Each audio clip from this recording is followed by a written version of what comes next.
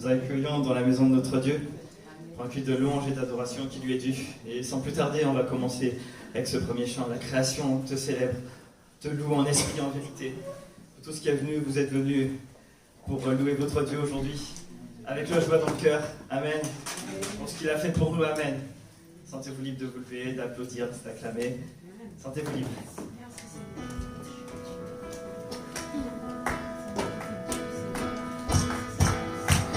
Création tous à toi,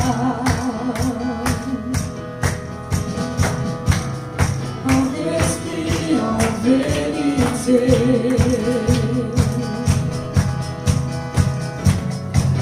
à notre Dieu fidèle, Jésus, Fils de Dieu.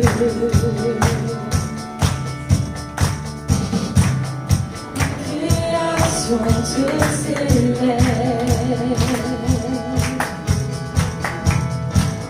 toi seul est vraiment puissant,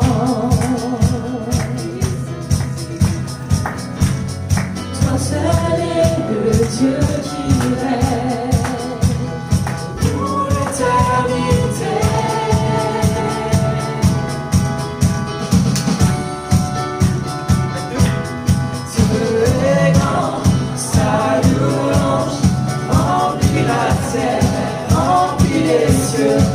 Et son nom sera loué dans le monde. Dieu est grand, louez-le sur la terre et dans les cieux, car nous vivons pour la gloire de ton nom, la gloire de ton nom.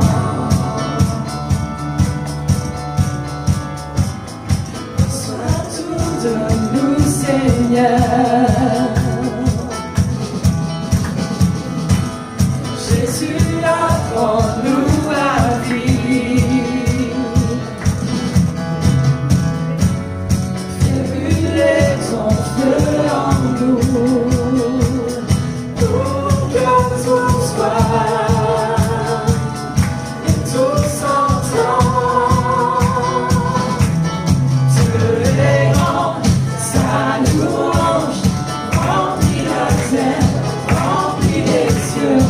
Et son nom sera loué dans le monde.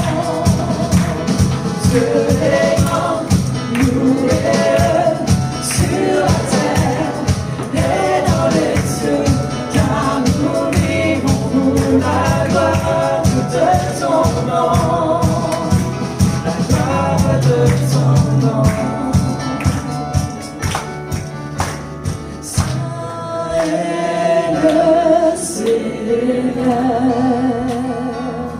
La terre chante, la terre chante. Saint est le Seigneur, la terre chante, la terre chante.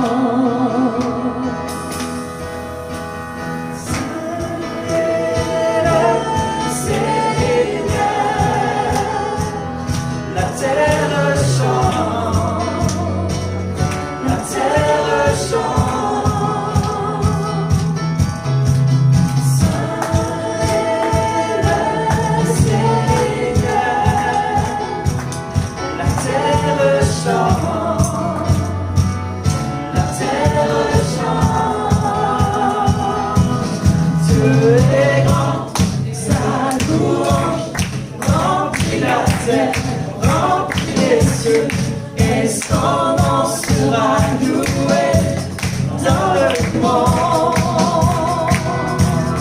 Dieu est grand, louez-le sur la terre et dans les cieux, car nous vivons pour la gloire de ton nom. Dieu est grand, sa louange remplit la terre.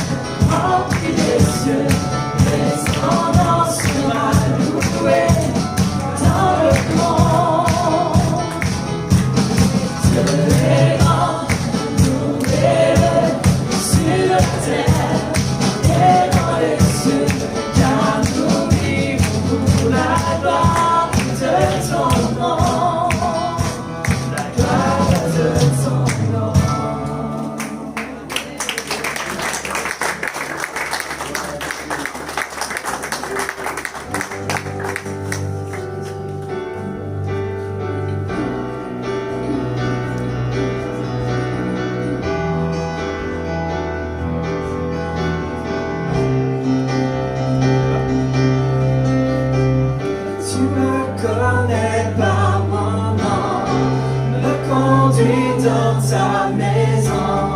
Je veux m'approcher pour te rencontrer, tout en moi veux chanter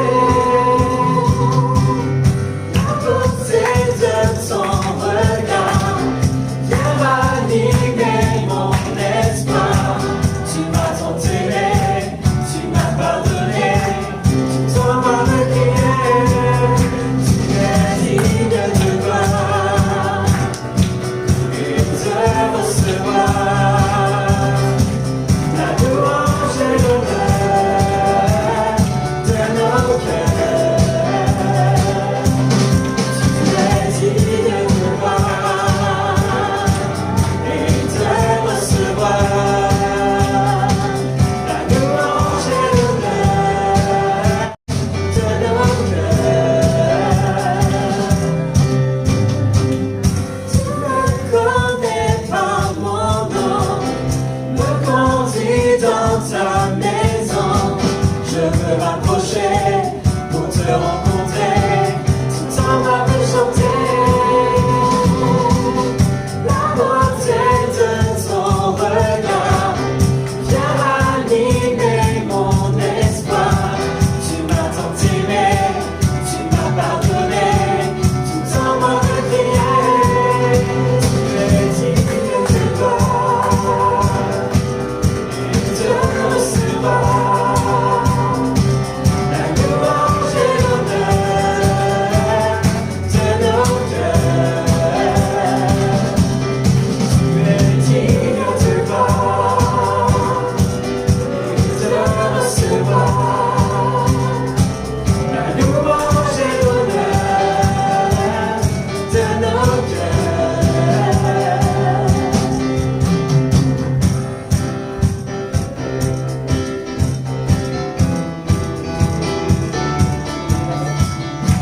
Toute éternité, tu règnes à jamais. Qui peut mesurer ton immensité? Toute éternité, tu règnes à jamais. Qui peut mesurer ton immensité?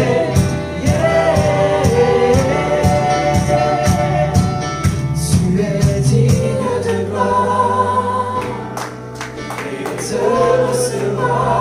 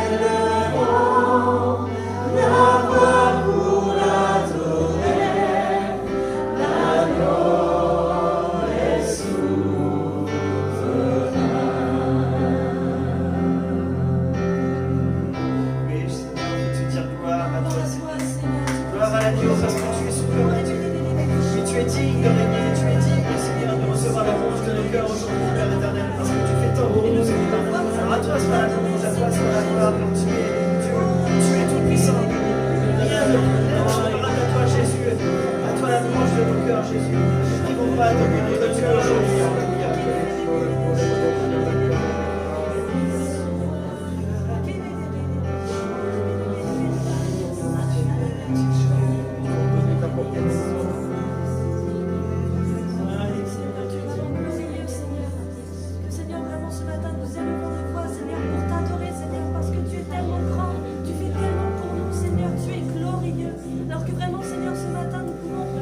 Te louer, Seigneur, et t'adorer, Seigneur, parce que tu en es digne.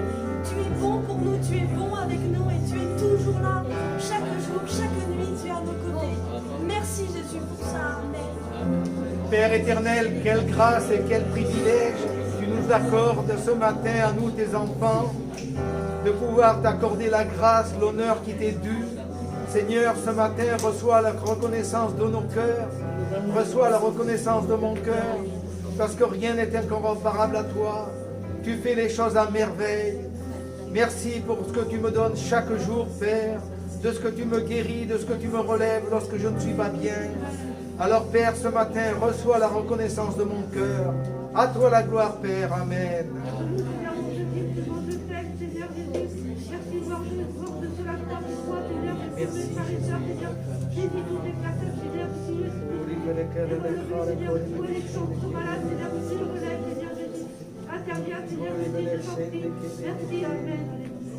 Ce matin, mon roi, ce matin, mon amour reconnaît mon roi.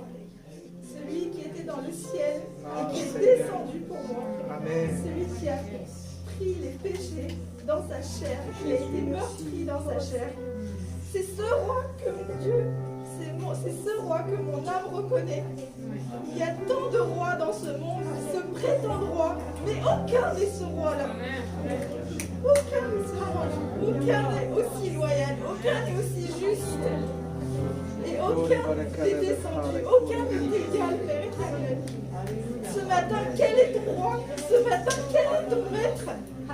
Qui est dans le fond de ton cœur? Qui gouverne ton cœur? Mon Dieu. Alléluia.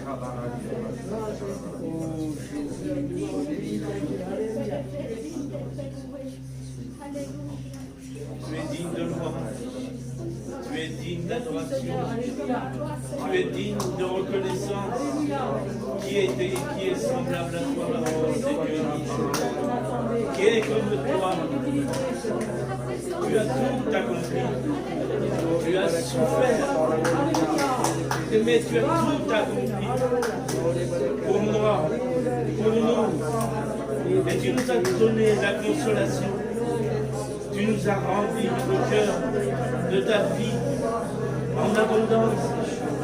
Ce matin, mon âme loue l'Éternel et n'oublie aucun de tes bénédictions. Ce matin, mon âme crie à l'Éternel et n'oublie aucun. Alléluia. Merci, ô Esprit de Dieu. Merci, ô Esprit de Dieu, de Christ. Ton peuple ce matin, de lui donner, Seigneur, de lui donner ce qu'il a besoin, dans son cœur, dans son âme. Ce matin, je loue l'Éternel, parce qu'il y a une huile fraîche qui coule du cœur de Dieu. Ce matin, remplis nos cœurs, nos vies, remplis nos bouches de louange, d'adoration, qui est comme mon Dieu, qui est comme l'Éternel. Il est vivant, il est puissant, il est grand, qui est comme l'Éternel.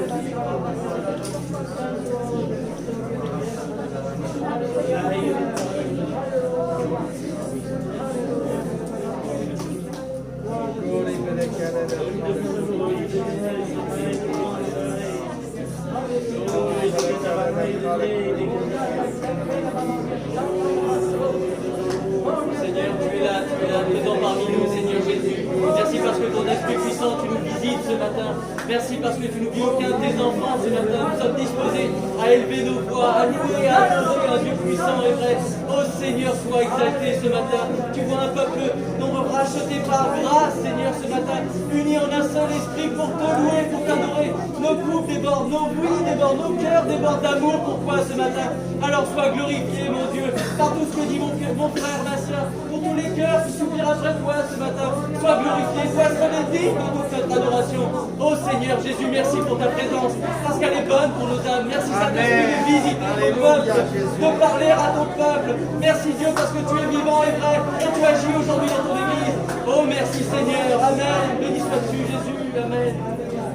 Oh Seigneur, nous sommes des membres, Seigneur. Nous sommes les rachetés. Oh Seigneur, merci parce que tu es la tête, Seigneur. Et nous sommes l'Église, Seigneur. Et nous sommes tes membres.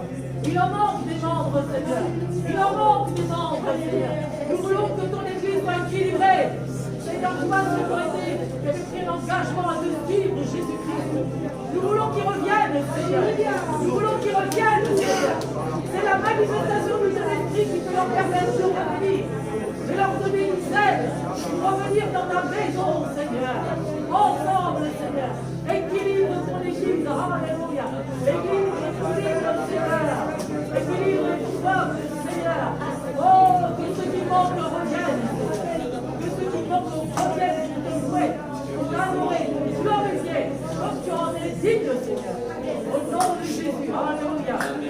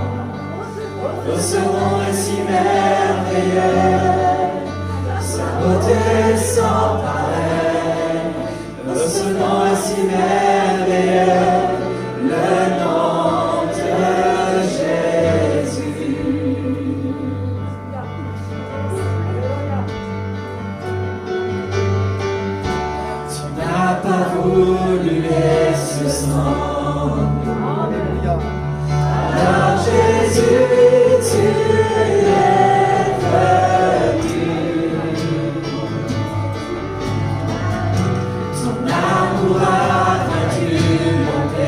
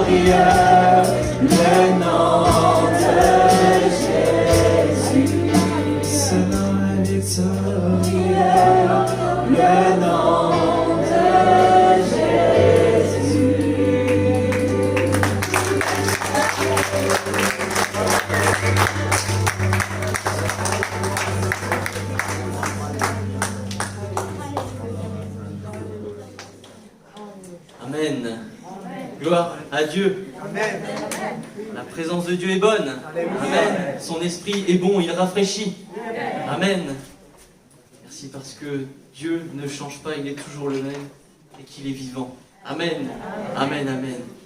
Frères et sœurs, je vous invite à ouvrir vos Bibles dans l'évangile de Matthieu au chapitre 25. Matthieu 25, à partir du verset 1er. Matthieu 25, à partir du verset 1er.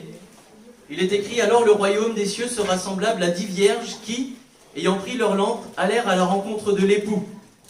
5 d'entre elles étaient folles et 5 sages. Les folles, en prenant leur lampe, ne prirent point d'huile avec elles, mais les sages prirent avec leur lampe de l'huile dans des vases. Comme l'époux tardait, toutes s'assoupirent et s'endormirent. Au milieu de la nuit, on cria: voici l'époux, allez à sa rencontre. Alors toutes ces vierges se réveillèrent et préparèrent leurs lampes. Les folles dirent aux sages: donnez-nous de votre huile, car nos lampes s'éteignent. Les sages répondirent: non, il n'y en aurait pas assez pour nous et pour vous. Allez plutôt chez ceux qui en vendent et achetez-en pour vous. Pendant qu'ils allaient en acheter, l'époux arriva, et celles qui étaient prêtes entrèrent avec lui dans la salle des noces, et la porte fut fermée. Plus tard, les autres vierges vinrent et dirent: Seigneur, Seigneur, ouvre-nous. Mais il répondit: je vous le dis en vérité, je ne vous connais pas. Veillez donc, puisque vous ne savez ni le jour, ni l'heure. Amen. Amen. Amen. Jésus aimait et appréciait véritablement enseigner les hommes par des paraboles. Il maîtrisait d'ailleurs cette figure de style, qui était plus qu'une figure de style, parce que c'était une tradition juive et orientale, afin d'éclairer ceux qui l'écoutaient. Les disciples vont poser d'ailleurs cette question à Jésus lors de son ministère, l'interrogeant sur ce style de prédication, en leur disant: mais pourquoi leur parles-tu en parabole? C'est Matthieu 13, verset 10 à 13. Donc Matthieu 13, verset 10 à 13, les disciples vont vers Jésus et vont dire: mais pourquoi tu leur parles en parabole? Jésus va répondre: parce qu'il vous a été donné de connaître les mystères du royaume des cieux, et que cela ne leur a pas été donné, car on donnera à celui qui a, et il sera dans l'abondance. Mais celui qui n'a pas, on ôtera même ce qu'il a. C'est pourquoi je parle en parabole, parce qu'en voyant, ils ne voient point, et qu'en entendant, ils n'entendent ni ne comprennent. Amen. Ce n'est pas en vain que Jésus parle en parabole, parce qu'ici, en répondant ainsi, Jésus démontre une vérité à laquelle nous sommes tous confrontés, c'est que si je ne suis pas disposé ce matin à recevoir ce que Dieu a pour moi, si je ne dispose pas mon cœur, alors je ne recevrai rien. Si je ne veux pas écouter, même si je suis là, présent, je ne comprendrai pas ce que Dieu veut. À l'inverse, ce matin, si nous avons envie de recevoir de la part de Dieu, si nous ouvrons nos cœurs, si nous écoutons ce qu'il a à nous dire, alors là, il nous donnera. Et il nous donnera avec abondance. Il sera l'objet de bénédiction. La personne qui nous bénit abondamment. Non seulement on comprendra quelque chose, mais Dieu nous bénira au travers de cela. On peut résumer la parabole des 10 vierges. Simplement, 5 vont être sauvées, 5 vont être perdues. Et ici, il y a dans cette parabole un peu plus que ça. Parce que là, c'est un résumé bref. On parle du retour de Jésus, mais 5 vont partir avec Jésus, sauf 5 autres. Mais il y a des détails très intéressants pour nous ce matin. Il y a plus de profondeur que 5 oui, 5 non. 5 blancs, 5 noirs, dans le choix, dans le tranchement. Je ne sais pas cette idée de soit tout oui, soit tout non. Non, il y a plus que cela ici. Malgré la profondeur de cette parabole, par contre, elle n'enlève rien à la finalité. C'est qu'au retour du Seigneur, certains partiront, certains resteront. Ça c'est la parole de Dieu. Il n'y a pas d'entre-deux, il n'y a pas de question de purgatoire ou quoi que ce soit. Notre salut, notre choix est à établir maintenant, pour le jour où Jésus reviendra chercher son Église, pour le jour de notre salut. C'est ici-bas que nous trouvons ces choses. Et c'est pas après. Après, il est bien souvent trop tard. Donc frères et sœurs, amis, vous qui regardez, choisir de suivre le Seigneur, ce n'est pas dans la blanche vieillesse, ce n'est pas pour les vieux, ce n'est pas pour les faibles, mais c'est pour tous aujourd'hui, parce qu'on ne sait pas de quoi demain est fait. Après, aucun chemin de salut n'est possible. La parabole des 10 vierges nous parle du retour de Christ, lorsqu'il viendra rechercher son Église, lorsqu'il viendra nous rechercher, frères et sœurs. Je veux croire que nous rechercher, nous qui sommes là ce matin. Et la première question que Jésus soulève ici, c'est: est-ce que les vierges qui sont représentées ici étaient toutes prêtes. La question que nous devons nous poser ce matin est la suivante. Est-ce que moi, personnellement, je suis prêt au retour du Seigneur? Est-ce que je suis disposé à partir avec lui lorsqu'il viendra me chercher? Si Jésus revient maintenant, est-ce que je pars avec lui? Est-ce que j'ai fait ce choix de placer ma foi en lui? Est-ce que j'ai accepté de demander pardon pour le poids de mon péché, le poids de mes fautes, de ma culpabilité? Est-ce que j'ai déjà fait ce pas de foi avec le Seigneur?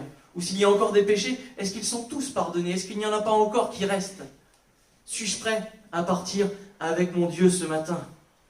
On entend régulièrement cette prédication, Jésus revient. On l'entend, enfin, moi j'ai, plus d'une dizaine d'années de conversion. Alors je regarde l'assemblée, je sais qu'il y en a qui ont 1 fois, 2 fois, 3 fois, 4 fois, 5 fois peut-être. Je ne sais pas si je peux aller jusqu'à 50 ans de conversion, mais vous imaginez que ça fait plus de 50 ans qu'on entend parler du retour du Seigneur. Mais cette prédication, elle est nécessaire dans le sens où c'est vrai que Jésus revient bientôt. Et nous sommes témoins, nous qui sommes ici, des événements qui se passent dans le monde et qui témoignent de l'accomplissement de la parole de Dieu. Et notamment quant au retour de Jésus-Christ. Ce n'est pas des choses à prendre à la légère parce que bien souvent on dit Jésus revient, Jésus revient. On peut passer pour des fous en disant ça, mais le Seigneur revient bientôt. Quand on témoigne, quand on a pu parler de Dieu en disant mais et toi tu en es où? Non mais j'ai encore le temps, j'ai encore toutes ces choses. Non, le Seigneur revient bientôt. Sa parole s'accomplit. Son retour est imminent. À nous d'être disposés à partir avec lui. La problématique aujourd'hui, c'est que nous entendons ça depuis tellement longtemps. Moi je vous dis, ça fait plus de 10 ans de conversion, ça fait 10 ans que j'entends que Jésus revient bientôt. Et je peux témoigner que dans les signes que la parole de Dieu donne, beaucoup se sont accomplis dans ces 10 dernières années. Des prophéties se sont accomplies durant ces 10 dernières années. Mais je dirais que c'est un peu comme l'histoire du garçon qui criait au loup. Au final, on crie au loup, on dit que le Seigneur revient bientôt, et on ne prend plus attention, on ne fait plus attention à cet avertissement de Dieu, du Seigneur, disant mais je reviens bientôt, ma parole s'accomplit. Prête attention à ce que je te dis ce matin. Paul s'attendait aussi au retour de Christ. Et là je ne vous parle pas d'il y a 50 ans de conversion ou il y a machin, non. Là on parle de milliers d'années ici. Près de 2 millénaires que nous l'annonçons, le retour de Christ. Mais une chose dont nous pouvons être certains, c'est que la parole de Dieu, elle s'accomplit toujours. Vous pouvez regarder la parole de Dieu, tout s'accomplit. Ce qui est écrit, il y a tant de prophéties accomplies, des centaines, qui peuvent se vérifier aujourd'hui. Des sagesses qui datent de milliers d'années et qu'on utilise encore aujourd'hui. On pourrait parler de la quarantaine, on parle de progrès scientifique, etc. Mais Dieu avait déjà préparé cette sagesse pour les hommes avec la quarantaine, tout ça, les quatorzaines. On n'a rien inventé, on a l'impression de révolutionner le monde en disant on va s'isoler, tout ça. Mais Dieu faisait déjà ça au temps du Lévitique. S'il y avait un problème, hop, on écartait le malade. Et on voit des signes, des prodiges s'accomplir. La parole de Dieu s'accomplir. Il ne reste plus qu'une poignée de prophéties qui doit arriver avant le retour du Seigneur. Après, c'est Jésus qui le dit. Mais après cela, après que tous les signes sont passés, alors il reviendra. Mais on va revenir à notre parabole. Ce matin, Jésus ici nous parle de 10 vierges. 10 vierges, c'est un détail qui est plus qu'intéressant parce qu'il ne parle pas de 10 personnes quelconques. Il ne parle pas simplement de 10 femmes, de 10 hommes, non, il parle de 10 vierges qui étaient disposées à la base à vivre les noces. Donc c'était 10 personnes qui devaient vivre les noces, donc 10 personnes qui devaient vivre le retour du Seigneur, si on le remet à à l'objet de la parabole. Dans un certain sens, on peut dire que les 10 étaient purs. Les vierges sont l'image de cette pureté. Cette pureté se retrouve chez celui qui place sa foi en Jésus-Christ. Nous sommes rendus purs par le sang de Jésus-Christ. Dans un sens, je pourrais dire, je suis une vierge, avec des guillemets bien évidemment, mais je suis une vierge pour le Seigneur dans cette parabole. Purifiée par le sang de Jésus-Christ, j'ai accepté cela. Et maintenant, je suis couvert par ce sang et je suis pur. Le péché, lui, nous rend impurs, esclaves de ce monde et nous sépare de Dieu. Mais ça, c'était auparavant pour nous qui avons choisi de suivre Christ. Christ nous en a pleinement délivrés, purifiés, sanctifiés par le sang de Jésus. De manière à ce qu'aujourd'hui, je puisse venir dans la présence de Dieu chaque jour. J'ai cette grâce aujourd'hui de pouvoir venir dans le sein de Dieu. en communion avec lui. Et je ne suis pas rejeté. Couvert par le sang de Christ, il m'écoute et il me reçoit. Il me parle et il me bénit. Il me restaure, il me fortifie. Aujourd'hui, je peux vivre cela. Ce matin, je ne sais pas vous, mais moi, j'ai senti la présence de Dieu au milieu de nous. Ça, c'est pour moi. Parce que Dieu veut visiter son peuple. Dieu nous a purifiés. Dieu veut cela pour les hommes. Et il veut nous faire sentir cette bonne présence. C'est bon de le sentir dans l'église. Sachez que nous pouvons vivre cela aussi à la maison. Dieu peut nous visiter également. Mais purifié de cela, je suis rendu pur, vierge, cette image de la Vierge. Et je vis cela au quotidien. Les 10 vierges ici représentent les membres que compose l'église. Et ce qui me bouleverse dans cette parabole, véritablement, c'est qu'ici, Jésus ne fait pas du 9 pour 1. Il ne fait pas du 8 pour 2. Non, c'est du 50-50. 50 vont partir pour les noces, 50 vont rester, 50 vont rester dehors. Et c'est terrible. Ici, si je remets dans le contexte de l'église, j'utilise des grandes images, bien évidemment, hein. Je ne sais pas comment est faite cette répartition, mais imaginez qu'il n'y ait que simplement 50% d'églises qui partent avec le Seigneur. Si Jésus revient, imaginez que 50% ici partent avec lui. Ce serait terrible. Et pourtant, c'est ce que Jésus annonce ici. Il parle bien de 50%. Et c'est pour ça que nous qui sommes là, nous devons absolument disposer. Peut-être qu'il y a des cœurs qui ont des doutes. Peut-être qu'il y a encore des péchés. Peut-être qu'il y a eu des chutes. Je ne sais pas, je ne connais pas vos cœurs. Enfin, je ne connais pas vos cœurs et vos vies. On ne partage pas tout le temps, mais peut-être qu'il y a encore des choses à régler. Réglons ça aujourd'hui. Parce que ce n'est pas faire un chemin de croix que nous devons faire maintenant. Si Jésus doit revenir, je peux demander pardon maintenant. Et je suis véritablement pardonné. Purifié par son sang, comme tout à nouveau. Même si j'ai décidé de marcher à sa suite, que j'ai chuté, ça peut arriver, frères et sœurs, c'est dommage. On passe à côté de bénédiction, il y a des conséquences à ça. Mais on peut encore une fois venir à Dieu. Ce n'est pas terminé. Si j'ai péché, je peux être pardonné ce matin. Si j'ai chuté, Dieu me tend la main pour me relever. Ce n'est pas fini. Et de ces 50%, qu'on puisse ce matin se dire 100% de l'église de Bourges part avec le Seigneur, s'il revient maintenant. Amen. Dans mon cœur, je choisis de demander pardon. Je m'humilie. C'est vrai, Seigneur, je ne fais pas tout à ta gloire. Je ne suis pas parfait, mais Seigneur, je veux te suivre. Pardonne mes manquements, pardonne mes péchés, pardonne mes faiblesses, parce que j'ai encore cette nature. Seigneur, je veux partir avec toi, je dispose mon cœur. Je ne veux pas résister à ça en me disant, mais non, ça c'est un petit péché, je peux le garder pour moi. Non, pas du tout. Seigneur, je te remets tous les péchés. Ça, Seigneur, tu as porté tous mes péchés. Je ne veux plus rien garder. Le mensonge, l'adultère, je ne sais pas. Toutes ces choses, je te les remets entre tes mains. Et tu me pardonnes. Je me sépare de ces choses. Et je prends soin de ma lampe, de mon huile. Et je mets à ta suite. Remplis ce vase. Remplis ce vase d'huile pour que je puisse aller à ta suite ce matin. Sur ces 10 vierges, alors je ne vais pas faire de numérologie. Je suis pas, c'est pas très chrétien. Et ça se fait pas déjà. Mais il y a quand même peu de hasard dans la Bible. Il n'y en a pas du tout même. Il n'y a pas de hasard dans la Bible. Mais il y a certains chiffres, numéros, présents dans la parole de Dieu qui ont une signification tout de même. Et il y a certains commentateurs bibliques qui affilient le chiffre 10 à la responsabilité humaine. L'Église est face à sa responsabilité dans son ensemble. À l'image des 10 commandements, c'est la responsabilité humaine que nous avons. Le chiffre 5, quant à lui, correspond à 2 éléments. C'est bien pratique ça.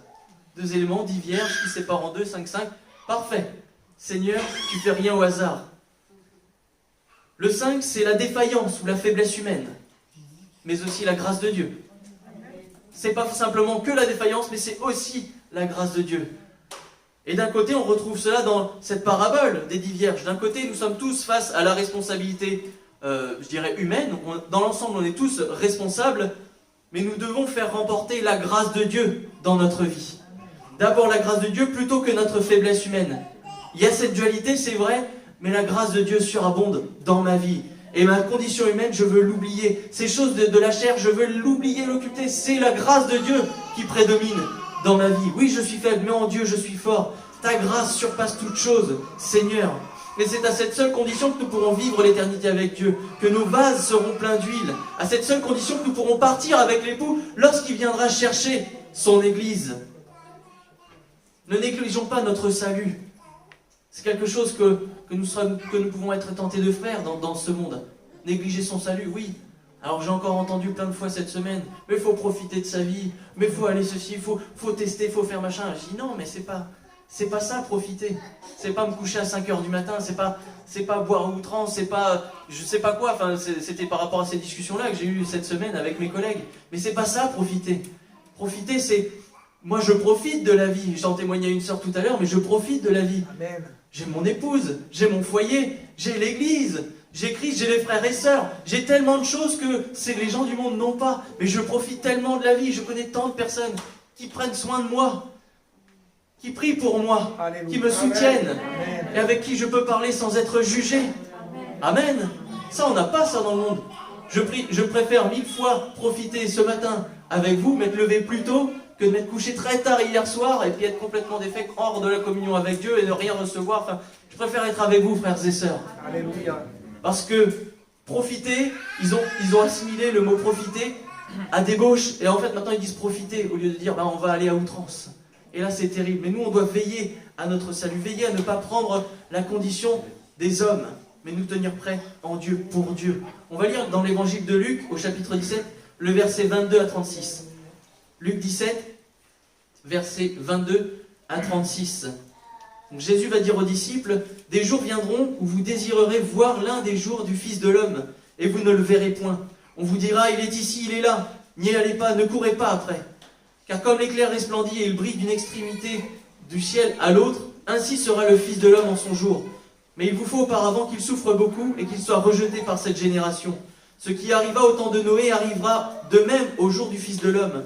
Les hommes mangeaient, buvaient, se mariaient leurs enfants, jusqu'au jour où Noé entra dans l'arche. Le déluge vint et il les fit tous périr. Ce qui arriva au temps de Lot arrivera pareillement. Les hommes mangeaient, buvaient, achetaient, vendaient, plantaient, bâtissaient. Mais le jour où Lot sortit de Sodome, une pluie de feu et de soufre tomba du ciel et les fit tous périr. Il en sera de même le jour où le Fils de l'homme paraîtra. En ce jour-là, que celui qui sera sur le toit et qui aura ses effets dans la maison ne descende pas pour les prendre, et que celui qui sera dans les champs ne retourne pas non plus en arrière. Souvenez-vous de la femme de Lot. Celui qui cherchera à sauver sa vie la perdra, et celui qui la perdra la retrouvera. Je vous le dis en vérité, en cette nuit-là, de deux personnes qui seront dans un même lit, l'une sera prise et l'autre laissée. De même, de deux femmes qui moudront ensemble, l'une sera prise et l'autre laissée. De deux hommes qui seront dans un champ, l'un sera pris, l'autre sera laissé. Est-ce que vous pensez, lorsque Jésus dit ça, que Jésus a voulu faire du sensationnalisme quand il dit une personne sur deux? Ici, je ne pense pas, véritablement pas, que Jésus ait voulu créer un buzz à ce moment-là en disant mais c'est 1 sur 2. Faites attention parce que regarde à côté de toi, il y a une personne sur 2 qui va partir et l'autre non. Non, c'est pas ça. Ce qu'il veut montrer ici, c'est que nous devons nous tenir absolument prêts, d'une part, parce que nous ne savons pas ce de quoi est fait demain, dans ma vie personnelle. Aujourd'hui, on entend parler de tant de maladies, tant de choses. Alors, je ne vous parle pas du Covid, parce qu'on l'a passé pendant 1 an et demi, c'est bon, on en a jusque-là. Mais si on prend les maladies, d'autres maladies, les AVC, c'est direct, hop, il y a les ruptures d'anévrisme, on ne sait pas. Un cancer, on ne sait pas de quoi demain est fait. Je ne sais pas si, je sais que Dieu aujourd'hui m'accorde de la santé, mais il ne m'a pas dit que demain, je n'allais pas avoir toutes ces choses, je n'allais pas vivre ces choses. Et si je ne suis pas prêt à ce moment-là, déjà dans ma vie personnelle, comment pouvons-nous être prêts alors pour le jour où Christ viendra chercher son Église? Parce que tout comme je peux souffrir d'une maladie, Christ peut revenir dans la même immédiateté. D'un éclair, paf, d'un seul coup. On ne comprendra pas. Un battement de cils ou quoi, on cligne des yeux et hop, l'Église part avec le Seigneur dans sa gloire. Quelle grâce, mais aussi quelle préparation nous devons avoir. Et ça, c'est sur nos vies. Responsabilité, est-ce que je reste dans la faiblesse ou je jouis pleinement de la grâce de Dieu dans ma vie? Est-ce que j'abandonne, je dirais, ma vie? Est-ce que je me laisse enchaîner à ce monde? Ou je laisse le Seigneur briser cette chaîne et me permettre de marcher librement, être pardonné? Marcher libre dans ce monde, c'est quelque chose de merveilleux. Sentir la paix de Dieu, sentir l'amour de Dieu, sentir la joie de Dieu. Elle ne vient pas de moi, mais c'est Dieu en moi qui me témoigne toutes ces choses. Alors là, je peux vous dire que je profite de la vie avec cette joie, avec cette paix, avec cet amour. Je ne suis pas compris, c'est pas grave. Je suis dans la paix, la joie, l'amour, et je témoigne de ça. Mais je ne me conforme pas à ce monde, j'essaye de me conformer à la parole de Dieu. Imparfaitement, c'est vrai. mais j'essaye encore et encore. Et je demande pardon au Seigneur, et j'avance encore et encore. La parole de Dieu annonce le retour de Jésus. Elle annonce qu'il reviendra comme un voleur. Et j'ai rarement vu un voleur envoyer un courrier avec accusé de réception en disant « Je viendrai lundi 8, vers 3h du matin. Merci de débrancher toutes les alarmes et d'ouvrir les volets, parce que j'amènerai pas mes outils. Laissez la porte ouverte. Merci. Cordialement, votre voleur. » Les objets de valeur, les planquez pas en évidence sur la table basse, comme ça, et que ce soit petit et efficace, que j'emporte tout rapidement. Non, c'est pas comme ça.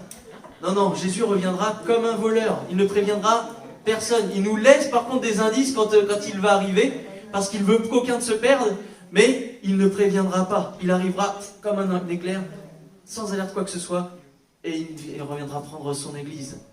Jésus montre ici que toute l'église aussi n'est pas prête à ce retour.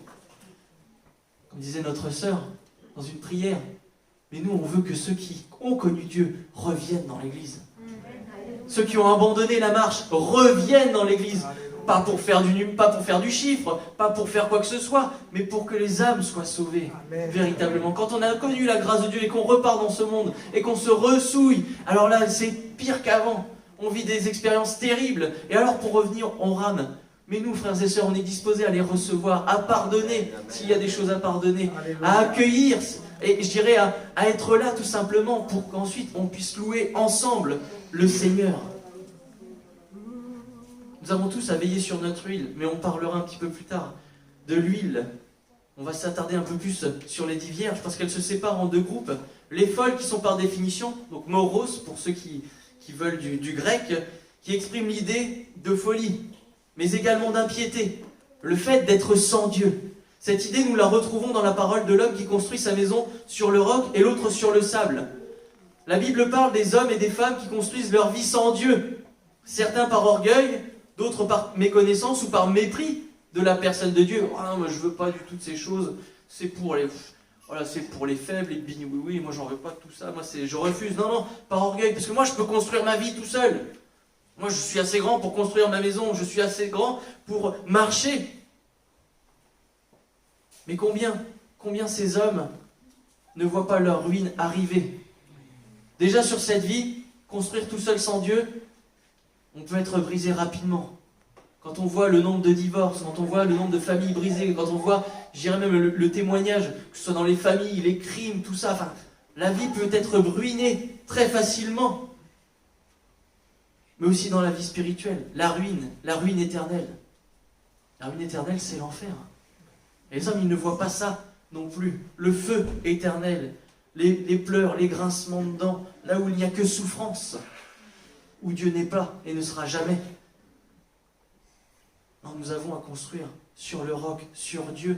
Le proverbe 18, verset 3 dit « La folie de l'homme pervertit sa voix, et c'est contre l'Éternel que son cœur s'irrite. » Sans s'en rendre compte, la folie de l'homme sans Dieu le pervertit. Plus je marche sans Dieu, et plus c'est dur, plus mon cœur s'endurcit, et plus je deviens méchant, et plus je deviens sujet à la colère, à la rancœur, à tout ce qui est négatif. Et plus il s'enfonce sur ce chemin, et plus son cœur s'endurcit, et plus il en veut à Dieu. Le cœur de l'homme s'endurcit quand il ne le connaît pas, et il s'irrite contre Dieu. Et à un moment donné, on a forcément connu, mais si Dieu existait, mais il n'y aurait pas tout ça, il n'y aurait pas tous ces malheurs. S'endurcit, il s'irrite contre Dieu. Je ne veux pas de l'idée de Dieu, mais par contre je dis que s'il y a quelque chose, c'est de sa faute. C'est terrible, mais c'est comme ça. La folie de l'homme sans Dieu, elle est là, il se pervertit, et c'est de pire en pire. Et quand on le met face au mur, face à la question, mais et après ? Oh non, je bougonne et je refuse, parce que je suis irrité, parce que ma vie n'est pas parfaite, je ne connais pas la paix. Je marche, c'est vrai, de face comme ça, je dirais devant tout le monde, j'ai les épaules dressées, je suis droit, je suis fort. Mais tout seul, quand je suis tout seul, quand je suis face à ma solitude, face au poids de mon péché, parce que je le ressens quand même, mon cœur a un vide aussi grand que l'infini de Dieu. Et quand je suis tout seul dans ma chambre, quand il n'y a plus personne pour voir mes larmes, et ben là je suis tout petit, je suis tout rabougri, j'ai plus de force, je m'irrite contre l'Éternel de ne pas le connaître. Ça c'est très humain de rejeter quelque chose qu'on ne connaît pas. Et dire, oh non, je ne connais pas, bah, je rejette et je m'irrite contre ça. Non, j'en veux pas, c'est nouveau, je ne veux pas ça. Et malheureusement, cette idée, ici, parfois, naît aussi dans le cœur du croyant l'idée de folie. Nous vivons dans un monde qui est si égoïste, qui nous pousse à rejeter Dieu chaque jour, qui nous fait croire que nous pouvons compter uniquement sur nous-mêmes. Et bien, moi, encore une fois, moi j'aime beaucoup parler avec mes collègues, et mes collègues, elles sont fortes pour faire et si. Imagine si ça t'arrive. Imagine si ton épouse, elle te dit ça ou comme ça, ou elle refuse de faire comme ci, comme ça. Mais je dis, déjà, pourquoi j'irais imaginer un scénario aussi terrible? Je vois pas pourquoi déjà. Alors moi, je suis bien. Je vois pas pourquoi je vais imaginer ce qui est pas bien. Enfin, je vois pas l'idée. Enfin, je sais pas vous pour exhorter quelqu'un. Imagine que tu vas vivre pire. Non, c'est pas une exhortation. Bah, moi je leur dis, mais tu vois, tu peux vivre mieux. Ils me disent, mais tu peux vivre pire. Je dis, non, c'est pas ça l'idée. Non. Ils me demandent de rejeter le nom de Dieu. Mais moi je rejette pas le nom de Dieu. Je dis non, mais je dis, malheureusement parfois, et c'est ce que je témoigne encore à ma soeur ce matin, c'est que parler des choses de Dieu à des gens qui n'ont pas le cœur disposé, bah ça sert à rien. Je veux dire, on va semer, mais l'ennemi va arracher. Peut-être que ça va porter du fruit, mais s'ils ne sont pas disposés, ça va sécher au soleil, il va y avoir quelque chose. Non, il faut savoir témoigner et rester ferme dans ses positions, mais témoigner au bon moment. Et tant que les cœurs sont fermés, il est difficile. Oui, on parle de Dieu, mais oreille bouchée ne comprend pas. Enfin, c'est ça. Si je ne veux pas entendre, il n'y a pas plus sourd que celui qui ne veut pas entendre. Et quand on vous dit que déjà, non mais imagine si ça t'arrive, est-ce que tu resterais chrétien? Non, j'imagine pas, et je pense que oui, parce que Dieu m'a... Enfin, je suis conscient de ce que Dieu fait dans ma vie. Dieu est vivant. Quand je prends l'exemple de Job, je me dis, mais Dieu est vivant et Dieu fait grâce. On peut tout perdre dans ce monde, mais si Dieu est encore avec nous, eh ben on a une source de bénédiction infinie. Il est capable de nous rendre au double, au centuple, au-delà de tout ce que nous pouvons espérer. Alors même si j'imagine le pire, Dieu est avec moi. Amen. Ils peuvent aller loin. Imagine, tu perds ton épouse. Ça peut arriver, mais je sais que mon épouse part dans la gloire avec mon Seigneur. Alléluia. Et si je sors, et si je meurs également, eh ben je la rejoindrai. Alors c'est vrai que je ne la connaîtrai pas comme je la connais aujourd'hui, mais j'ai cette joie et cette tranquillité de savoir que peu importe ce qui peut arriver, eh ben je suis dans la paix. Peu importe ce que je peux connaître, je demeure dans la paix. Vraiment, c'est une difficulté pour le chrétien d'aujourd'hui parce que ce monde veut nous dicter la notion de comment s'amuser, comment profiter de la vie. Alors les jeunes en sont plus sujets, mais les plus grands aussi, hein, c'est pas du plus jeune au plus âgé, on est tous dans ce monde, et on est tous poussés à profiter de la vie. Mais ces mots font des ravages chez celui qui n'entretient pas et sa lampe, et qui ne renouvelle pas son huile. Cette parole de profiter de la vie, oui mais tu dois essayer, puis après c'est bâche. Non, ça fait des ravages dans le cœur du croyant. Parce que cette idée, malgré tout, elle germe dans le cœur du croyant. Elle peut germer, pardon. C'est pas qu'elle germe, elle peut germer. Et si on veille pas, si on désherbe pas ces mauvaises idées, ces mauvaises graines, eh ben alors elles grandissent en nous, et puis elles se mêlent à notre bonne graine, je dirais, ce fruit que Dieu fait grandir. C'est l'image de l'ivraie et la bonne semence. Après ça se mélange, ça se confond, puis on ne peut plus séparer les deux, c'est difficile. Alors veillons à ne pas se laisser distraire, du moins à rester sur ce que les autres nous proposent, mais plutôt sur ce que nous propose Dieu. Parce que lui aussi veut que nous profitions de la vie, mais véritablement, sans mensonge, sans contrepartie, sans je te fais du bien, mais derrière ça va aller pire. Non, Dieu bénit et c'est encore mieux. Dieu bénit et nous amène plus loin. Dieu bénit, nous fait grandir. Moi, je suis désolé, je profite de la vie. Et même si c'est pas à 5h du matin que je me couche, parce qu'apparemment c'est ça, profiter de la vie pour certains, déjà je me lève plus tôt, donc je profite déjà de la vie avant eux. Là, je me couche plus tôt, mais je profite de la vie aussi. Non, frères et sœurs, faites attention, faisons ensemble attention à ce que ce monde nous propose, parce qu'il nous le propose de manière subtile, douce, qui semble agréable, mais oh que ce sont des pièges pour nos âmes. Je vais essayer d'avancer un peu plus vite, parce que là je parle, mais je n'avance pas. Mais vraiment, veillons, frères et sœurs, parce que les hommes et les femmes de ce monde nous font passer le Père pour un bourreau, pour celui par qui tous les malheurs arrivent, alors qu'à leurs yeux, Dieu n'existe pas. Ils parlent d'un Dieu qu'ils ne connaissent pas. Lui, c'est le pire. Ah, mais tu le connais pas. Ouais, mais c'est le pire. Bon, j'ai entendu dire que lui, c'était le pire. Mais quand on est chrétien, on est bizarre, on fait des trucs. Non. Dieu est bon, véritablement bon, et son amour dépasse toute chose. Il arrive à un moment, pour ceux qui n'ont pas su veiller sur leur lampe et sur leur réserve d'huile, qu'ils tombent face à de tels propos, de tels mensonges. Mais tout n'est pas noir, parce que là, j'ai dressé un portrait pas forcément très très sympa ce matin. Et je consens que mes paroles peuvent être dures. Et Jésus d'ailleurs dit 50-50. Donc je trouve déjà ça pas mal pour notre avertissement. Mais c'est ce que Dieu veut transmettre à son Église ce matin. Soyons prêts pour le retour du Seigneur. Jésus parle de 5 vierges sages. Et à l'instar des vierges folles, elles ont su veiller sur leur huile. Et elles sont prêtes pour l'époux.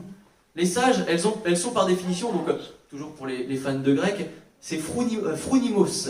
Sage, intelligente, mais également prudente. Dans le sens d'être attentif à ses intérêts. Mon intérêt, ce matin, je dirais, c'est d'être sûr de mon salut. C'est le seul intérêt sur lequel je dois poser mes yeux. Parce qu'il n'y a pas d'intérêt à connaître Dieu. Je dirais, on ne doit pas être intéressé par Dieu. Dieu devrait être l'objet de toute notre vie, simplement par ce qu'il est. Mais dans cette sagesse que nous avons, eh ben Dieu nous rend attentifs également à notre salut. Et ma condition ici-bas, au final, ouais, elle peut être compliquée parfois, mais Seigneur, je sais que je vais connaître quelque chose, mais de tellement mieux, de tellement puissant, de tellement véritable, de tellement paisible, que Seigneur, bah oui, des fois c'est dur, mais j'avance quand même avec toi. À de nombreuses reprises, Jésus appelle ses disciples à être sages, et la Bible regorge de sagesse, afin que l'homme s'en inspire pour vivre au mieux sur cette terre. Cette sagesse, nous l'entretenons lorsque nous lisons et appliquons la parole de Dieu. Et on va développer ça un tout petit peu plus tard.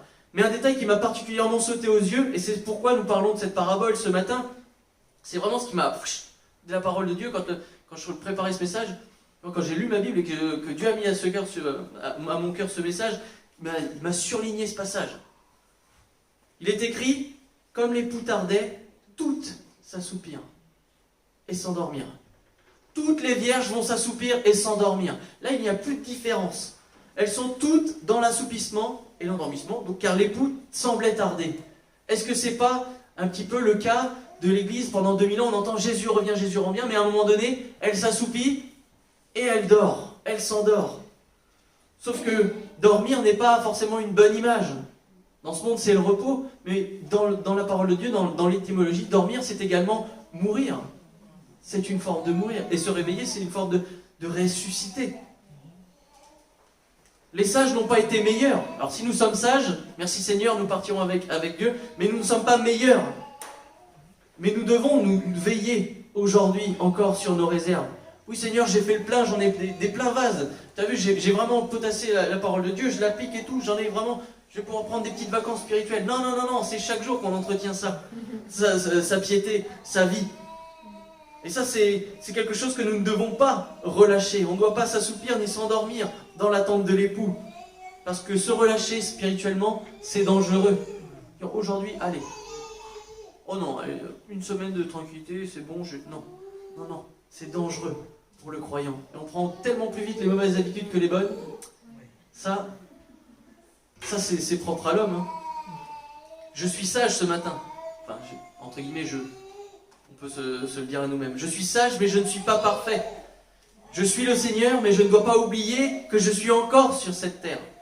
Et que mes besoins, mon état, ma vie, toutes ces choses sont encore du terrestre et pas encore du céleste. Je ne dois pas prendre à la légère et continuer à lutter contre mes propres convoitises qui sont attachées, elles, à la terre. Paul nous met en garde que celui qui croit être debout prenne garde de ne pas tomber. On prenne garde de ne pas tomber. Oui, aujourd'hui je suis debout, mais je ne sais pas demain. Alors je prends garde. Je reste en équilibre avec la parole de Dieu. C'est la meilleure balance, c'est de marcher avec la parole de Dieu. Au moins on marche équilibré. Sûr. Même si on a l'impression que c'est un fil, on est dans l'équilibre. Vous enlevez la parole de Dieu de votre vie, hop, vous n'êtes plus dans l'équilibre, vous tombez. C'est des images simples, c'est les miennes. Voilà. Jésus nous a donné des moyens. Dieu nous a donné des moyens. Parce que Jésus, dans la parabole, nous parle d'une lampe. Et nous savons, pour la plupart d'entre nous, que la lampe est l'image de la parole de Dieu. Le psaume 119 nous le dit, ta parole est une lampe à mes pieds et une lumière sur mon sentier. C'est elle qui brille et qui me guide sur le chemin jusque dans l'éternité. Le premier moyen que Dieu nous donne, c'est ça. C'est sa parole de Dieu. La bonne manière de vivre, la bonne manière de marcher, c'est dans la parole de Dieu. C'est présent dans la parole de Dieu. En elle se trouvent toutes les promesses de Dieu qui sont prêtes à être pour nous, pour nos vies. La marche à suivre pour le croyant. Elle traite tous les pans de nos vies. La société, la Bible en parle. La famille, la Bible en parle. La maladie, la Bible en parle. Il n'y a aucun sujet qui est tabou dans la parole de Dieu et tout est dedans. Il Et on se pose beaucoup de questions sur cette terre, mais toutes les réponses sont dedans. À nous, par contre, de l'ouvrir, de chercher, de demander à Dieu son secours. Et c'est en repassant la parole de Dieu que nous trouverons la solution, éclairée par l'Esprit, que nous trouverons les solutions. Et à un moment donné, quand il y a la difficulté, hop, on a déjà la réponse. Donc ça, déjà, on a la parole de Dieu. Mais également, nous avons l'huile. Jésus parle d'huile. Et l'huile également, nous connaissons le symbole, c'est le Saint-Esprit. Parce que la parole de Dieu, elle peut être bien intellectuellement. Moi, j'ai un client de là où je travaille, que je ne peux pas citer toujours, mais qui m'a dit « Ah, mais moi, je lis la Bible. C'est un bon livre de philosophie, il y a beaucoup de sagesse, il y a de beaux proverbes, il y a de beaux écrits quand même. » Mais oui, mais est-ce que vous les vivez? Ah non, mais c'est un beau livre. C'est vraiment plein de sagesse, c'est beau. J'aime beaucoup lire les proverbes, ce qui est très bien. Quelqu'un qui lit, mais intellectuellement. Donc il passe totalement à côté de toute la richesse de la parole de Dieu, en s'inspirant simplement des sagesses de Salomon, et qui passe au travers complet de tout ce que ça pourrait faire dans sa vie. Et puis, c'est ce qui est terrible. On peut l'aborder d'une manière intellectuelle, mais ce que Dieu veut surtout, c'est que nous puissions le vivre d'une manière spirituelle, avec le Saint-Esprit. Encore une fois, nous sommes appelés à chercher le Saint-Esprit. Merci Seigneur, parce que dans cette Église, le Saint-Esprit parle, le Saint-Esprit visite, le Saint-Esprit baptise, il remplit pleinement les âmes. Merci Seigneur pour ces témoignages. Mais nous devons nous aussi rechercher un renouveau en cela. On va lire 1 Corinthiens 2, verset 10 à 13. Donc 1 Corinthiens 2, verset 10 à 13, il est écrit « Dieu nous les a révélés par l'Esprit ». Je peux lire la parole de Dieu, mais je n'aurai pas de révélation. Mais Dieu me révèle les choses par l'Esprit. C'est l'Esprit qui sonde tout, même les profondeurs de Dieu. Le Saint-Esprit qui vit en nous connaît toutes choses. Ce savoir illimité est en lui et lui vit en moi. Je suis son temple. Donc je pourrais dire que, dans un certain sens, bien modestement, mais nous pouvons connaître des choses merveilleuses de la part de Dieu, des révélations qui viennent de Dieu. Lequel des hommes, en effet, connaît les choses de l'homme, si ce n'est l'esprit de l'homme qui est en lui. De même, personne ne connaît les choses de Dieu, si ce n'est l'esprit de Dieu. Or, nous n'avons pas reçu l'esprit du monde, mais l'esprit qui vient de Dieu, afin que nous connaissions les choses que Dieu nous a données par sa grâce. Et nous en parlons non avec un discours qu'enseigne la sagesse humaine, mais avec ceux qu'enseigne l'esprit, employant un langage spirituel pour les choses spirituelles. La parole de Dieu sans le Saint-Esprit, c'est un très beau livre. Mais il nous faut garder à l'idée qu'il nous faut l'Esprit pour la comprendre, pour la saisir pleinement, pour véritablement qu'il y ait une œuvre puissante dans nos vies. Seigneur, lorsque je lis la parole de Dieu, c'est vrai, je prie, mais que je puisse prier que le Saint-Esprit m'éclaire, me révèle la parole de Dieu, qu'il puisse sonder les profondeurs de Dieu pour m'apporter ce dont j'ai besoin aujourd'hui au travers d'un verset. C'est parfois tout bête, la parabole des 10 vierges, ou peu importe ce qui est écrit, Dieu peut parler à notre âme lorsque nous lisons la parole de Dieu. Mais il faut que nous soyons disposés à recevoir ces choses. Toujours pareil, nous devons être disposés. Sinon, je n'entendrai rien et je ne comprendrai rien à ce que dit la parole de Dieu. Alors ce matin, si nous désirons être sages, si nous désirons être prêts et disposés pour le retour du Seigneur, l'Esprit de Dieu nous demande de veiller sur la parole de Dieu. Nous sensibilise quant à ça, à veiller sur sa bonne parole. Il nous demande absolument de ne pas nous détourner de lui, de sa parole, afin de ne pas marcher aveugle dans ce monde. Dieu nous appelle à chercher pleinement son esprit, à en être rempli, à recevoir toutes les promesses faites dans la parole de Dieu, et notamment cette promesse du Saint-Esprit faite par Christ. Être une vierge sage, c'est vivre, malgré ce que le monde dit, une vie merveilleuse, une vie paisible, une vie de joie, de bonheur, d'amour. Tout cela nous est transmis par l'Esprit qui vit en nous. Et tous ces sentiments que le Saint-Esprit nous transmet, ils sont parfaits. C'est pas un amour imparfait, c'est pas une joie imparfaite, c'est pas un sentiment de liberté que j'ai. Tout ça, je les ai parfaitement. Je suis pleinement libre, je suis pleinement vivant en Jésus-Christ. Tout ça, c'est parfait. J'ai pas une petite paix ce matin, j'ai une grande paix, un grand amour pour les autres. Tout est parfait en Dieu. Et cet esprit vit en moi. Alors encore une fois, Dieu nous appelle à être prêts, car Jésus revient. C'est une promesse qui nous est faite. Il reviendra pour chercher son Église. À nous d'être disposés, prêts pour cette merveilleuse rencontre. Parce que quand viendra les noces, quand viendra la réjouissance, quand viendra le bonheur éternel, alors là on vivra la pleine félicité. Alléluia. Et c'est ce à quoi nous sommes appelés à aspirer. C'est ça, nos âmes soupirent au retour de Christ. Ce matin, est-ce que je soupire à ce que Jésus revienne? Amen. Je ne veux pas mourir, je ne suis pas suicidaire, mais j'aspire à ce que Dieu revienne me chercher. Pourquoi? Parce que ce monde est terrible. Et je soupire après ça. Et si tu ne soupires pas après au retour du Seigneur, demande-lui son aide, que tu puisses voir à sa gloire, qu'il puisse t'éclairer quant à cela, afin non pas de faire paraître ta vie fade, mais au contraire, que tu puisses voir à quel point Dieu t'aime et veut te bénir là-haut. Et non seulement il veut te bénir là-haut, mais avec cette assurance du salut, il prend soin de toi ici-bas. Alors regardons plus à notre vie ce matin. Ne regardons pas à notre vie. Oui, il y a des difficultés, il y a des grandes difficultés dans ce monde. Je peux connaître de grandes difficultés, mais Seigneur, mes yeux ce matin, ils sont vers le haut, ils sont vers le ciel, ils sont vers ta gloire. Parce que je sais qu'avec toi, tout est merveilleux. Ici-bas, tu prends soin de moi. Rien ne peut m'arriver si je suis entre tes mains. Alors Seigneur, j'avance avec confiance. La maladie, le doute, le deuil, toutes ces choses qui peuvent affecter mon cœur, Seigneur, je regarde à toi et je fais attention à ma vie pour pouvoir vivre l'éternité avec toi. Et au travers de ce témoignage que nous faisons, que nous portons, les autres sont touchés. Il y a un impact. Et si je marche dans cette sainteté, alors Dieu saura toucher la vie de mes proches. Amen. Alors commençons à veiller sur nos propres vies et après nous pourrons témoigner puissamment de l'amour de Dieu. Amen. Que Dieu soit béni. Oui Seigneur, merci. Merci encore parce que ta parole est véritablement la lumière du monde. C'est vrai, c'est une lumière précieuse avec ton esprit. Elle nous éclaire, elle nous donne toutes choses en abondance. Et Seigneur, nous voulons veiller, Seigneur. Alors permets-nous de pouvoir la méditer, Seigneur, comprendre tout ce qui est inscrit. Père, je veux prier véritablement qu'il puisse y avoir une action de l'Esprit ce matin, qu'il puisse y avoir du renouveau dans chacune de nos vies, parce que nous aspirons à cela.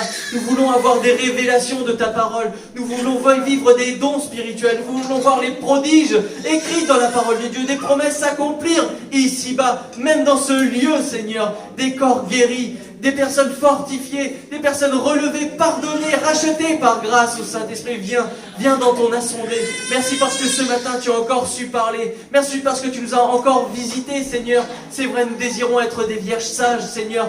Mais même dans cet état, nous devons veiller et prier. Alors viens, Seigneur, viens nous fortifier. Sois notre appui, sois notre soutien, sois celui qui nous porte lorsque ça ne va pas, Seigneur, afin que nous demeurions fermes dans ta parole, que nous demeurions fermes avec l'assistance de ton esprit, mon Dieu. Comme ça, nous pourrons témoigner aux autres. Nous pourrons vivre, Seigneur, sans craindre, avec une foi inébranlable sur cette terre. Mais ce matin, je demande ton secours, ô Éternel. Je demande ton secours, ô mon Dieu, afin que nous puissions être fermes, affermis en toi. Et qu'aucun de tes enfants présents ce matin, si tu reviens, Jésus, ne se perde et ne reste sur cette terre où il n'y aura que désolation, pleurs, grincement de dents. Seigneur, nous vous désirons véritablement vivre le salut ensemble, alors que celui qui a besoin de pardon le demande dans son cœur. Celui qui a besoin d'être relevé demande de l'aide, Seigneur, à toi, parce que tu tends la main à tes enfants. Ô Seigneur, tu es un Dieu de grâce, un Dieu de bonté. Tu es celui qui pardonne le péché encore aujourd'hui. Alors Seigneur, viens et agis aujourd'hui, parce que nous avons véritablement besoin de toi. Seigneur, glorifie-toi dans cette assemblée,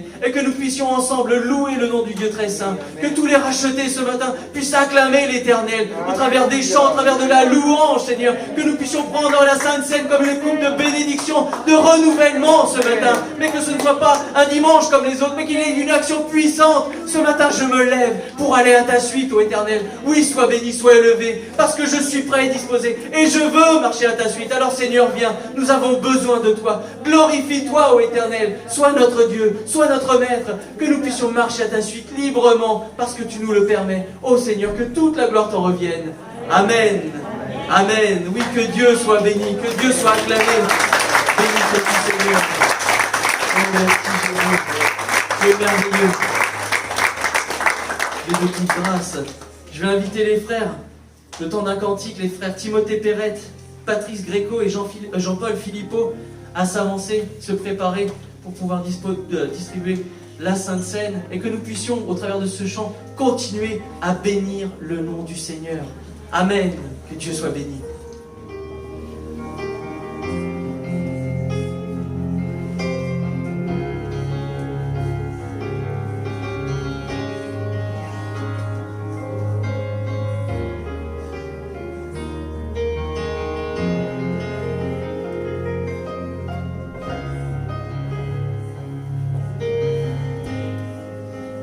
étoiles ont pleuré, le soleil s'est voilé, car le sauveur du monde était tombé.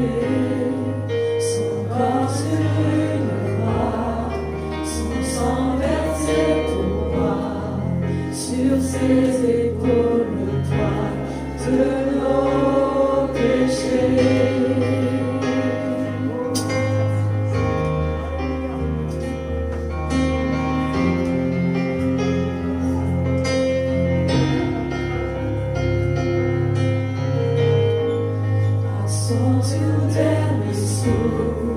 Le ciel s'est détourné, le Fils de Dieu gisait dans les ténèbres, une guerre dans le tombeau, livré contre la mort, pour terrasser l'enfer à jamais.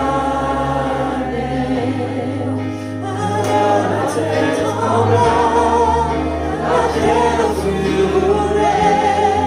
L'amour parfait n'a pu être vaincu. Mort, où est ton pouvoir?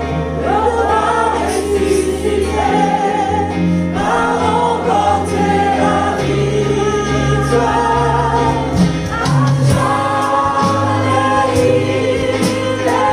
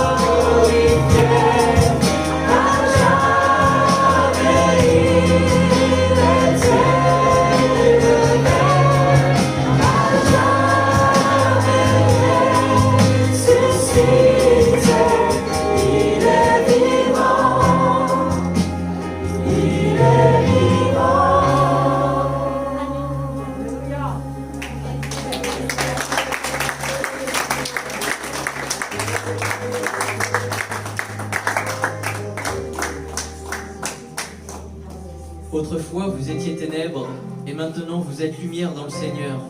Marchez comme des enfants de lumière, car le fruit de l'Esprit consiste en toutes sortes de bonté, de justice et de vérité. Examinez ce qui est agréable au Seigneur, et ne prenez point part aux œuvres infructueuses des ténèbres, mais plutôt condamnez-les, car il est honteux de dire ce qu'ils font en secret. Mais tout ce qui est condamné est manifesté par la lumière, car tout ce qui est manifesté est lumière. C'est pour cela qu'il est dit, réveille-toi, toi qui dors, relève-toi d'entre les morts, et Christ t'éclairera. Prenez donc garde de vous conduire avec circonspection, non comme des insensés, mais comme des sages. Rachetez le temps, car les jours sont mauvais. C'est pourquoi ne soyez pas inconsidérés, mais comprenez quelle est la volonté du Seigneur. Ne vous enivrez pas de vin, c'est de la débauche. Soyez au contraire remplis de l'esprit.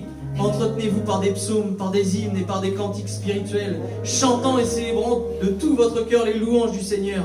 Rendez continuellement grâce pour toutes choses à Dieu le Père, au nom de notre Seigneur Jésus-Christ, vous soumettant les uns aux autres dans la crainte de Dieu. Amen. Et je vais demander à notre frère Timothée de bien vouloir rendre grâce et de prier pour les éléments de la scène. Merci Seigneur pour les éléments de la scène, Seigneur, pour le grand prix que tu as fait dans ton Fils Jésus, afin que nous soyons sauvés. Alors Seigneur, je te dis, laisse nos regards guidés vers toi, Seigneur, afin que nous soyons prêts de sauver dès ton retour, Seigneur. Amen. Amen. Amen, frères et sœurs, je vous invite à vous lever pour partager le Saint Repas, vous qui êtes baptisés par immersion et qui vivez une vie avec le Seigneur, en conformité à la parole de Dieu, levez-vous et partageons cette coupe de bénédiction, de restauration. Véritablement, prenons-la comme un renouveau ce matin et bénissez le nom du Seigneur. Amen. Amen. Gloire à ton nom, Père éternel. Gloire à ton nom, Seigneur Jésus. Tu es notre Dieu, notre roi. Tu es notre Seigneur, le Tout-Puissant, le seul qui existe. Oui, tu es le seul. Et nous te remercions, Père éternel, pour ta grâce. Oui, pour cette grâce que tu nous fais chaque jour, pour ce souffle de vie que tu nous laisses encore, Père. Oh Dieu, que tu puisses nous conduire encore, Seigneur. Que ta parole, Seigneur mon Dieu, soit toujours une lampe pour nous, Père éternel, à nos pieds, et une lumière sur notre sentier, Seigneur.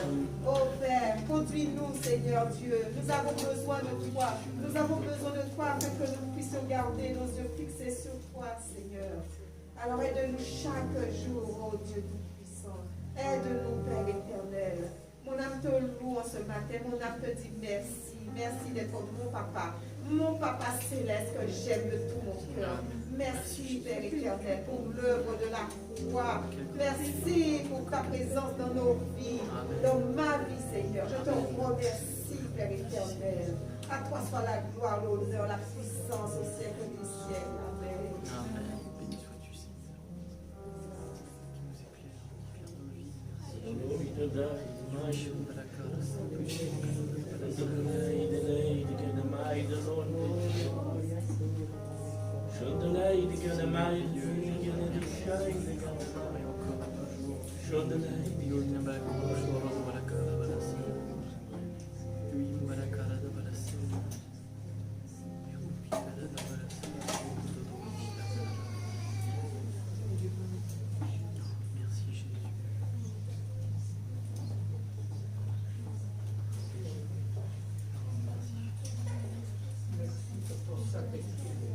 Merci pour ton secours, pour ton amour, Amen. pour ton pardon.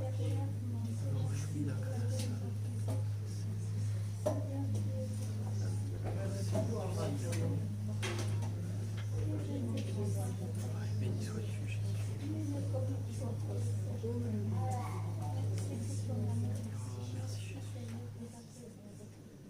Merci Seigneur pour la parole. Tu nous as parlé dans notre cœur. Amen. Merci Seigneur, vraiment pour ton pardon. Parce que c'est vrai que tu nous acceptes dans ta maison tels que nous sommes. Nous ne méritons rien. Oui, C'est vrai pour moi-même, Seigneur, je te demande beaucoup de choses. Mais là, à haute voix, Seigneur, je te demande vraiment pardon de ma faiblesse. Oh, Pardon, Seigneur, de mes doutes. Pardon, Seigneur, de ma peur. Pardon, Seigneur, parce que par moments je t'oublie. Pardon, Seigneur, vraiment des choses même que j'oublie dans ta parole. Seigneur, s'il te plaît, aujourd'hui, cette parole qui me reste gravée dans mon cœur. Merci, Seigneur. que tu m'aides toujours à garder ma main auprès de toi. Merci Seigneur de tout ce que tu fais. Merci pour les frères et les sœurs, de les garder. Merci Seigneur. Merci pour la journée aussi, que tu nous acceptes dans ta maison. Tu vois que nous ne sommes pas parfaits. C'est vrai, je te demande pardon Seigneur. Je te loue, je te dis merci de nous accepter. Amen. Amen.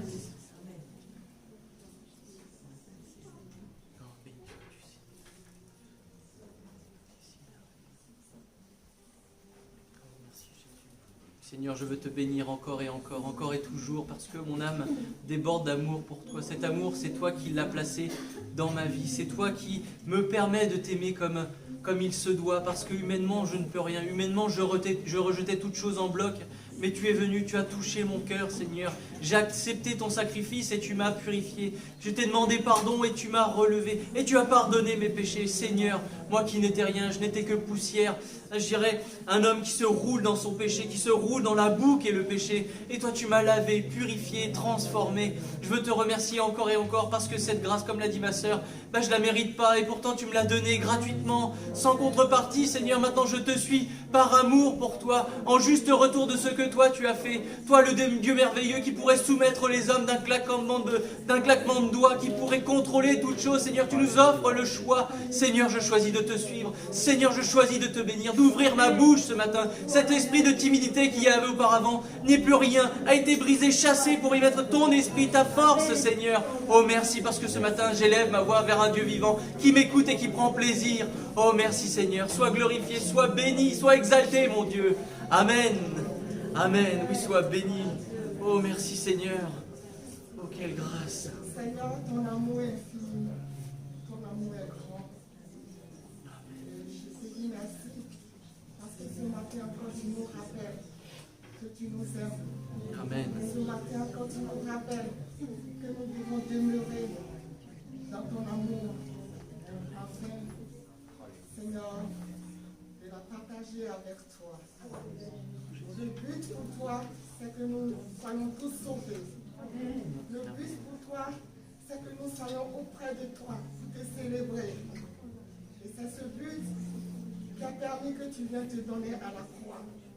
Crois que tu es descendu dans la boue avec nous. Seigneur, tu es descendu et tu nous as pris. Tu ne veux pas nous perdre et tu ne veux pas et que nous ignorons ce grand sacrifice fait uniquement pour nous ramener avec toi. Et voilà que ce matin, tu viens nous ramener encore dans ta puissance, dans ton amour infini, et que nous t'appartenons, et que nous devons le savoir. Alors Seigneur, merci de nous fortifier. C'est vrai que mon Dieu, mon roi, nous t'appartenons, mais nous sommes entourés de ténèbres. Viens nous donner le discernement encore. Tu t'es jamais relaxé, Seigneur. Tu t'es jamais relaxé parce que tu nous aimes tant. Et ton amour infini pour nous, Seigneur. Viens nous fortifier, viens nous éclairer, viens nous faire marcher dans ta voie. Seigneur, dans la voie que tu as tracée depuis avant le fondement de ce monde. Alors mon Dieu, nous comptons sur toi, nous comptons sur ta puissance, nous comptons sur ton amour ce matin encore, afin de marcher dans la belle pâturage avec toi, Jésus-Christ. Il n'y a que toi dans ce monde ténébreux qui peut nous conduire sûrement. Amen. Mon Dieu, nous te disons merci. Nous te disons merci. Je sais que tu es pour nous. Je sais que tu es notre Père. Je sais que tu ne vas jamais nous abandonner. Et nous demandons cette force de t'appartenir et de demeurer dans l'obéissance. Merci Seigneur. Au nom de Jésus. Amen. Amen. On va passer aux offrandes, frères et sœurs. Je demandais à Patrice et à Jean-Paul de passer dans les rangs. Honorons notre Dieu au travers de ce chant, mais également au travers de nos offrandes, parce que c'est Dieu qui pourvoit dans nos vies. Amen.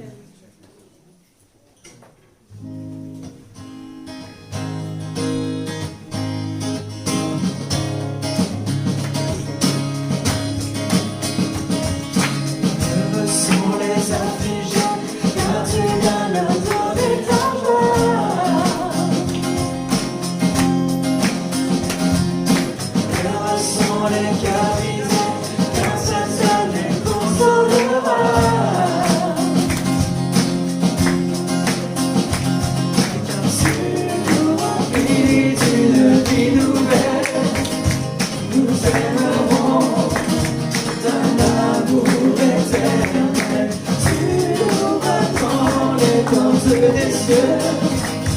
Nous voulons déclarer que tu es notre Dieu. Oh, oh, oh, oh, oh,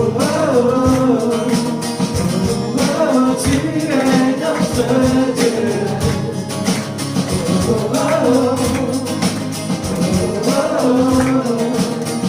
oh, tu es notre Dieu. Heureux sont les royautés, car tu leur ouvriras tes bras.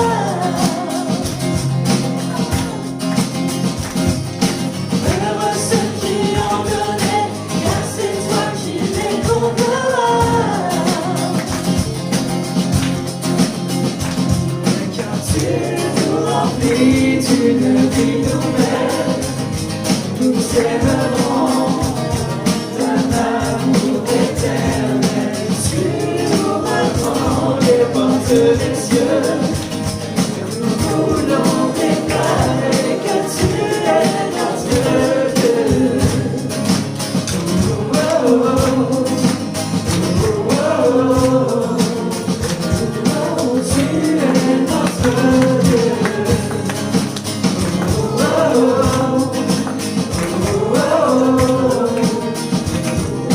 tu es notre Dieu.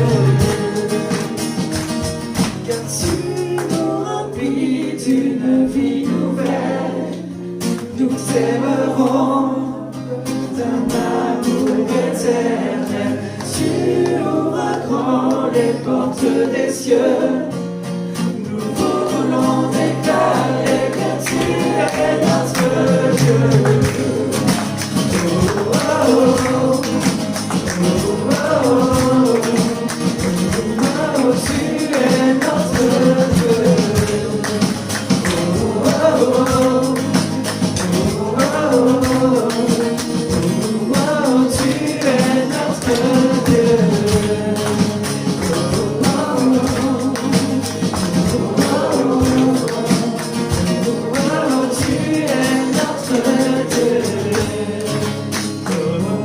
oh, oh, tu es notre Dieu.